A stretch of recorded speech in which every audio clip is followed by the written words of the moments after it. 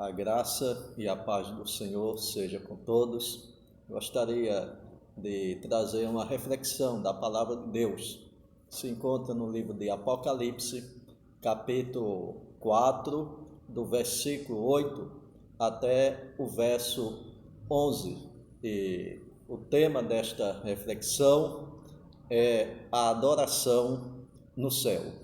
Diz a palavra de Deus: E os 4 seres viventes, tendo cada um deles, respectivamente, 6 asas, estão cheios de olhos ao redor e por dentro.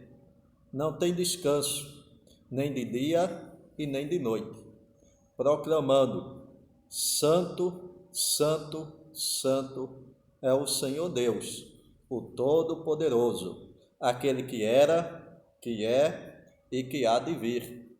Quando esses seres viventes derem glória, honra e ações de graças ao que se encontra sentado no trono, ao que vive pelos séculos dos séculos, os 24 anciãos prostrar-se-ão diante daquele que se encontra sentado no trono, adorarão o que vive pelos séculos dos séculos e depositarão as suas coroas diante do trono, proclamando: Tu és digno, Senhor e Deus nosso, de receber a glória, a honra e o poder, porque todas as coisas tu criaste. Sim, por causa da tua vontade, vieram a existir e foram criadas. Meus queridos, a visão que João teve lá da sala do trono, ela é uma visão que enfatiza a majestade, o esplendor, a glória e a soberania daquele que criou o céu e a terra. No capítulo 4 de Apocalipse, algumas verdades, algumas realidades são reveladas por meio de símbolos. Nós sabemos que o Apocalipse, ele é cheio de simbologia. Tem muitas coisas no Apocalipse que são simbólicas. E nesse capítulo 4, nós encontramos algumas dessas verdades reveladas através da simbologia. Por exemplo, no versículo 3, é revelada a graça de Deus. Veja o que é que diz no verso 3. E esse que se acha sentado é semelhante no aspecto à pedra de jaspe e de sardônio, e ao redor do trono há um arco-íris semelhante no aspecto à esmeralda. Então a palavra de Deus diz que ao redor do trono há um arco-íris. E o arco-íris, ele simboliza a graça e a misericórdia de Deus. O Deus que é gracioso, o Deus que é misericordioso, ele dá tempo para que o homem se arrependa, ele dá tempo para que o homem volte-se para Deus, volte-se para o Senhor, ele dá tempo para que o homem reconheça os seus pecados, reconheça as suas iniquidades, se arrependa, se humilhe e se entregue ao Senhor. Esse Deus que é gracioso e que é misericordioso, ele dá oportunidade para que o homem reconheça os seus maus caminhos e se volte para o Senhor. No versículo 5, são revelados os juízos de Deus. Veja o que é que diz no verso 5. Do trono saem relâmpagos, vozes e trovões, e diante do trono ardem 7 tochas de fogo, que são os 7 Espíritos de Deus. A palavra diz que do trono saem vozes, saem relâmpagos e saem trovões. Então as vozes, os relâmpagos e os trovões simbolizam a ira e os juízos de Deus. que hão de ser derramados sobre os pecadores que não se arrependem, sobre aqueles que não reconhecem as suas iniquidades, sobre aqueles que andam no seu próprio caminho. No versículo 6 é revelada a pureza de Deus. Diz o seguinte: há diante do trono um como que mar de vidro, semelhante ao cristal, e também no meio do trono e à volta do trono 4 seres viventes, cheios de olhos por diante e por trás. Então esse mar de vidro, de cristal, ele simboliza a pureza de Deus, a santidade de Deus, a transparência de Deus. É por isso que o pecado, ele cria um grande abismo que separa o homem de Deus. Apocalipse é um livro de profecias, mas também é um livro de adoração. Há muita adoração no livro do Apocalipse. No capítulo 4, nós encontramos adoração a Cristo. No capítulo 5, tem adoração a Cristo. No capítulo 7, tem adoração. No capítulo 11, tem adoração. No capítulo 12, é declarada a vitória de Cristo por meio da adoração. No capítulo 15, tem adoração. No capítulo 19, tem adoração. E a adoração da igreja, ela deve ser cristocêntrica. O objeto da adoração da igreja deve ser Cristo Jesus. A igreja, ela existe por causa de Cristo. A igreja foi comprada pelo sangue de Cristo. A igreja é protegida por Cristo. A igreja vive para Cristo. A igreja triunfará por causa de Cristo. É Cristo quem dará vitória à sua igreja. Cristo, ele é adorado no céu. E por que Cristo, ele é adorado no céu? Cristo é adorado no céu porque ele é santo. No versículo 8 diz: e os 4 seres viventes, tendo cada um deles, respectivamente, 6 asas, estão cheios de olhos ao redor e por dentro. Não tem descanso, nem de dia e nem de noite, proclamando: Santo, Santo, Santo é o Senhor Deus, o Todo-Poderoso, aquele que era, aquele que é e aquele que há de vir. A santidade de Cristo, ela é cantada e é enfatizada no céu. Essa santidade, ela é declarada pelos seres celestiais várias vezes.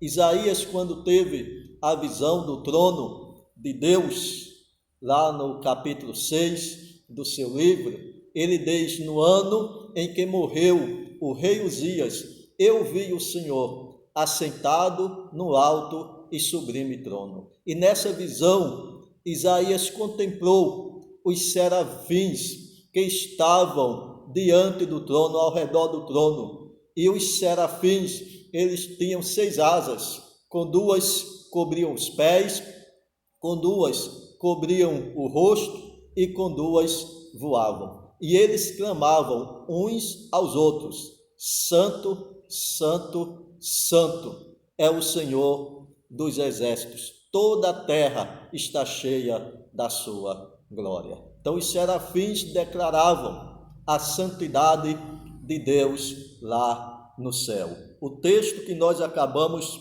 de ler, aqui também esses seres celestiais também estão declarando a santidade de Cristo, estão adorando Cristo pela sua santidade, porque ele é santo. O atributo da santidade de Deus, ele é cantado de forma solene e majestoso no céu.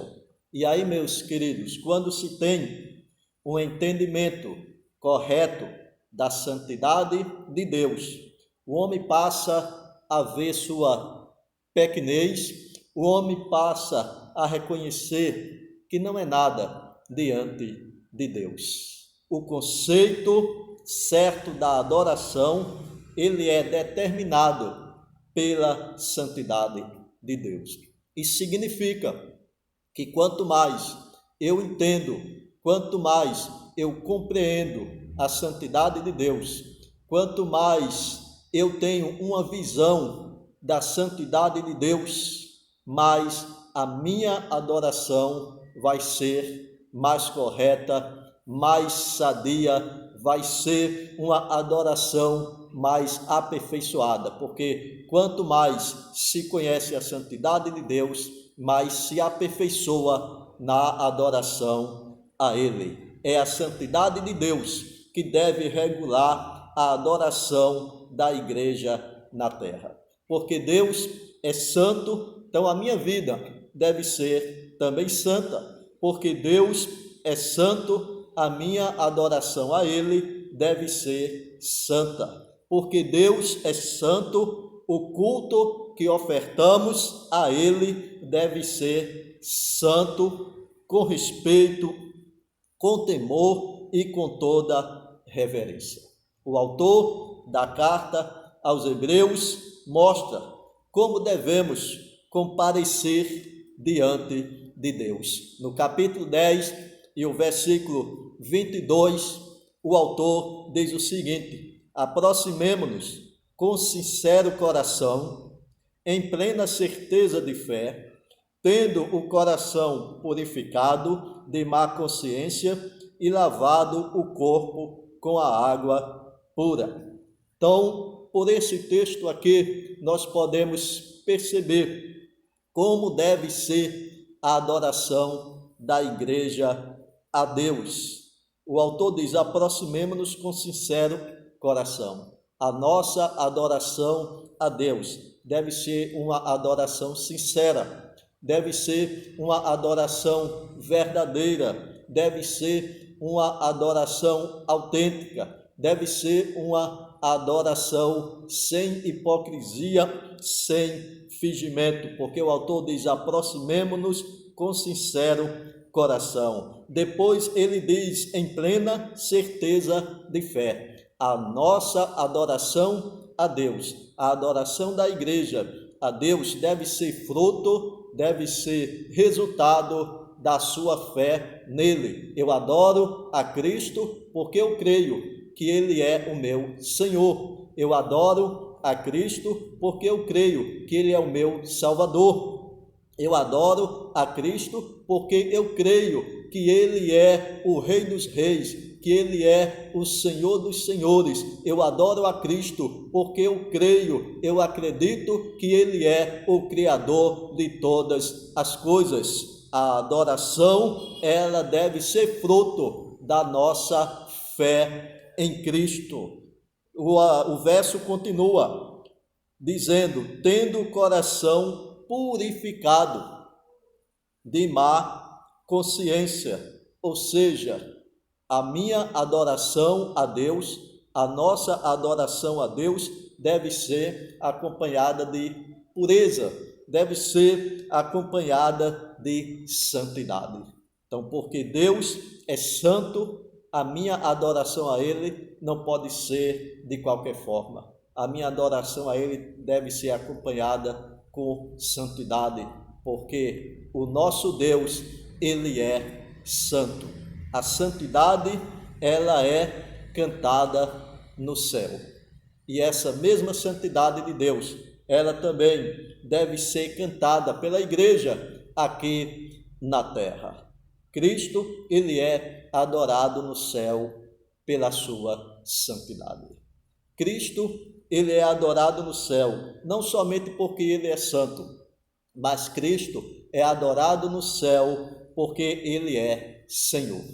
O versículo 8 de Apocalipse 4 diz: Santo, santo, santo é o Senhor Deus. Cristo, ele é adorado porque ele é o Senhor Deus. Ele é divino. Ele desceu do céu, assumiu a natureza humana, assumiu a forma humana, mas não deixou de ser Deus, não deixou de ser divino. Os céus reconhecem o senhorio de Cristo. A igreja também precisa reconhecer que Cristo é o Senhor. Se os céus adoram a Cristo, reconhecendo que Ele é Senhor, a igreja também deve adorar a Cristo, porque Cristo é o Senhor da igreja. Cristo é o Senhor do universo. Cristo é o Senhor de tudo e de todos.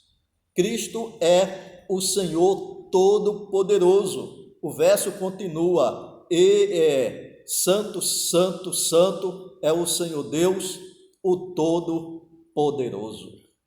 Porque Ele é todo-poderoso, então Ele vai destruir o anticristo, Ele vai destruir a besta, Ele vai destruir o falso profeta, Ele vai destruir o sistema imoral, o sistema pecaminoso da grande meretriz, da grande Babilônia, porque Ele é o Todo-Poderoso. Ele vai destruir Satanás e vai lançá-lo para sempre no inferno, e Cristo reinará pelos séculos dos séculos, para todo o sempre.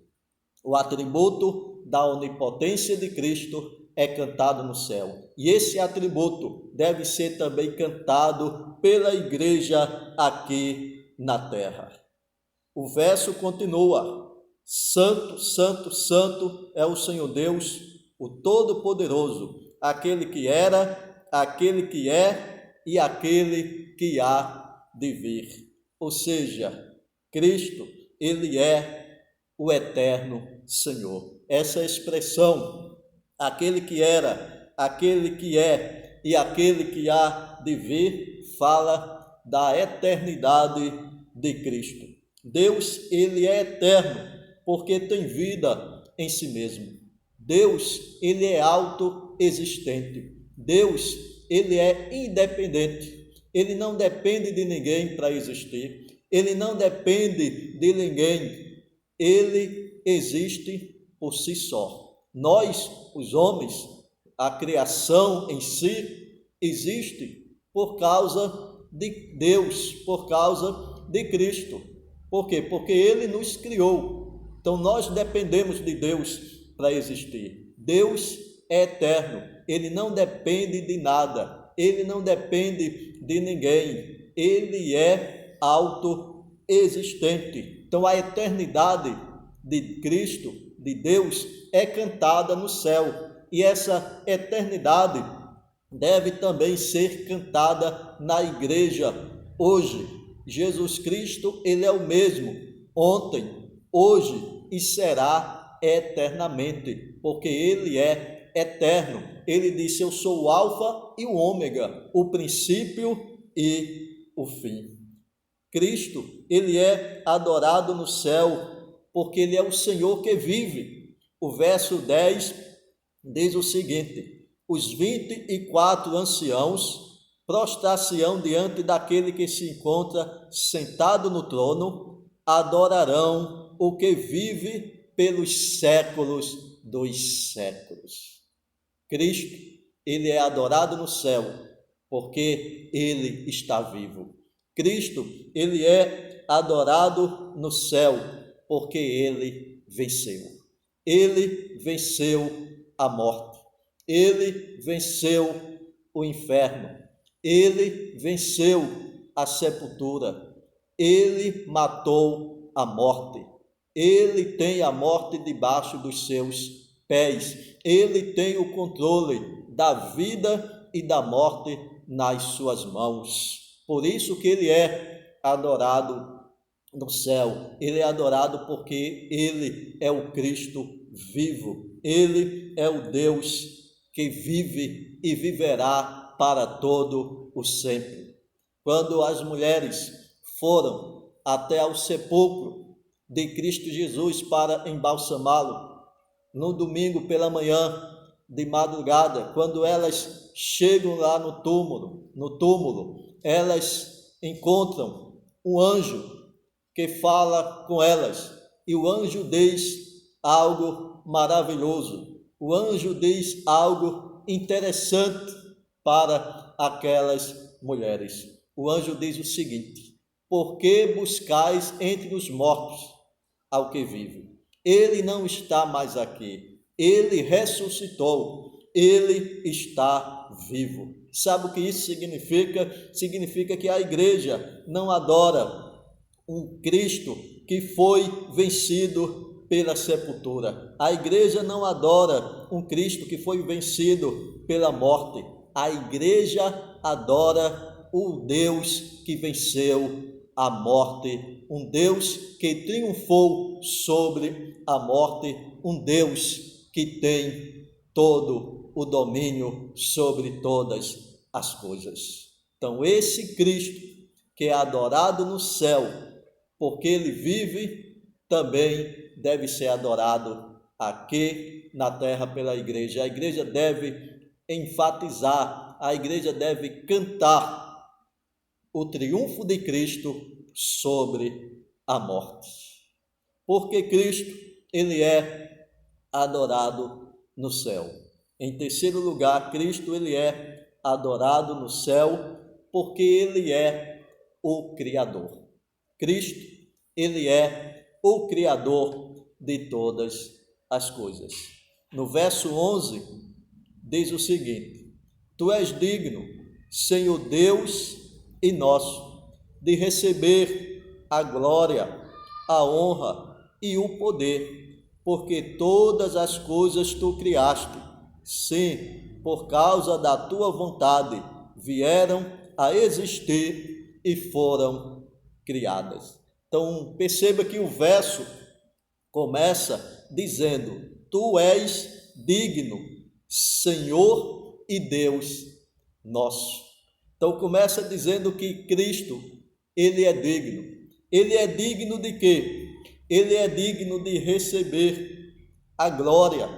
Ele é digno de receber a honra. Ele é digno de receber o poder. E aí continua, porque ele é digno de receber tudo isso, porque ele é digno de ser glorificado, porque ele é digno de ser exaltado. O texto continua respondendo: ele é digno porque todas as coisas tu criaste. Ou seja, porque ele é o autor da criação. A criação de Cristo, as obras de Cristo, melhor dizendo, são cantadas no céu. A soberania de Deus, ela também está manifesta neste verso, porque a última parte diz: sim, por causa da tua vontade vieram a existir e foram criadas.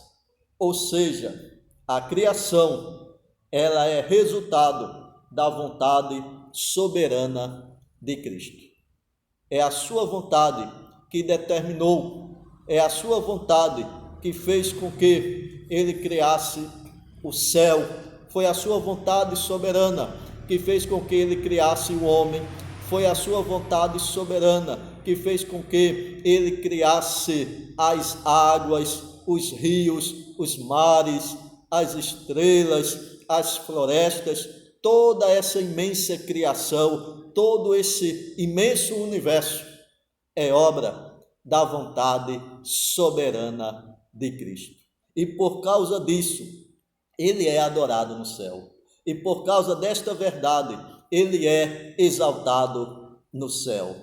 João, no seu evangelho, ele diz no capítulo 1 do evangelho de João e o verso 3, ele diz o seguinte: ele diz que todas as coisas foram feitas por intermédio dele. Dele quem? Cristo. E sem ele, sem Cristo, nada do que foi feito se fez. Então ele é o Criador de todas as coisas. Agora, Cristo não somente é o Criador, Ele não somente criou todas as coisas, ele também é aquele que sustenta, ele também é aquele que preserva toda a sua criação. O autor da carta aos Hebreus, no capítulo 1 e o versículo 3, ele diz o seguinte, referindo-se a Cristo Jesus, o autor diz que ele, Cristo, sustenta todas as coisas pela palavra do seu poder. Que maravilha, que coisa gratificante, gloriosa, saber que Cristo criou, mas não deixou solto, não abandonou. Ele preserva, ele sustenta a sua criação. As obras de Cristo são cantadas no céu. E se as obras de Cristo são cantadas no céu, elas devem ser cantadas também na igreja aqui na terra. Elas devem ser também proclamadas aqui na terra por meio da sua igreja. Para terminar, meus queridos, para concluir, eu gostaria de dizer o seguinte, que a adoração que é dada a Cristo no céu, ela deve servir de modelo e de inspiração para a adoração da igreja aqui na terra. A igreja precisa pensar, a igreja precisa refletir, a igreja precisa repensar a sua forma de adorar a Cristo. Como é que a igreja está adorando a Cristo? E uma das maneiras de repensar essa forma é observando a adoração no céu por meio da palavra de Deus. É vendo os cânticos que são entoados a Cristo lá no céu, principalmente no livro de Apocalipse. Ou seja, a reverência que é dada a Cristo no céu, o respeito que é dado a Cristo no céu. Então a igreja deve adorar a Cristo desta forma. A igreja deve pensar no conteúdo dos hinos que são cantados para Cristo. É só olhar os cânticos do Apocalipse que vamos perceber o conteúdo das músicas que são cantadas. São conteúdos que exaltam a Cristo, são conteúdos que glorificam a Cristo, são conteúdos que enfatizam a onipotência de Cristo, a onisciência de Cristo, o poderio de Cristo, a eternidade de Cristo, a santidade de Cristo, as obras de Cristo, o ser de Cristo em si. Que a igreja possa adorar a Cristo aqui na terra, como ele tem sido adorado no céu. Que Deus, portanto, nos abençoe, que Deus te abençoe e que pela sua graça, pela sua misericórdia, esta palavra sirva de inspiração para a sua vida, para que você possa rever como tem sido a sua adoração a Deus, como você tem adorado a Deus. Que Ele, portanto, nos abençoe, em nome de Jesus. Amém.